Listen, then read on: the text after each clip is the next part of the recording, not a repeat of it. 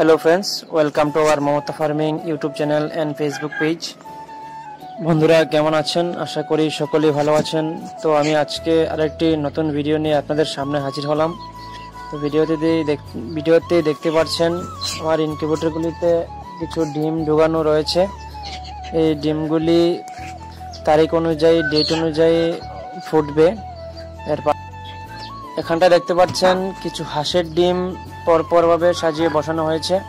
এটি আমার বড় ইনকিউবেটর।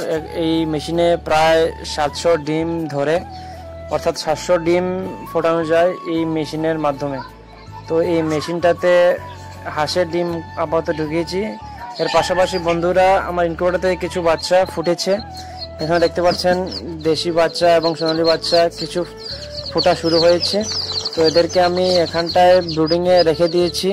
ব্রুডিংয়ে রেখে ওদেরকে দানা দিয়ে দেওয়া হয়েছে এবং এর সাথে অ্যান্টিবায়োটিকও দিয়ে দেওয়া হচ্ছে। ব্রুডিং কমপ্লিট করে এটিকে বড় জায়গায় ছাড়া হবে। তো আপনাদের যদি এরকম বাচ্চার দরকার হয় অবশ্যই যোগাযোগ করবেন। আমাদের এখানটায় সোনালী, দেশি এবং হাঁসের বাচ্চা অ্যাভেলেবেল রয়েছে। এই বাচ্চাগুলির বয়স আজকে 2 দিন রানিং চলছে। এর পাশাপাশি এখানটায় কিছু হাঁসের বাচ্চা দেখতে পাচ্ছেন।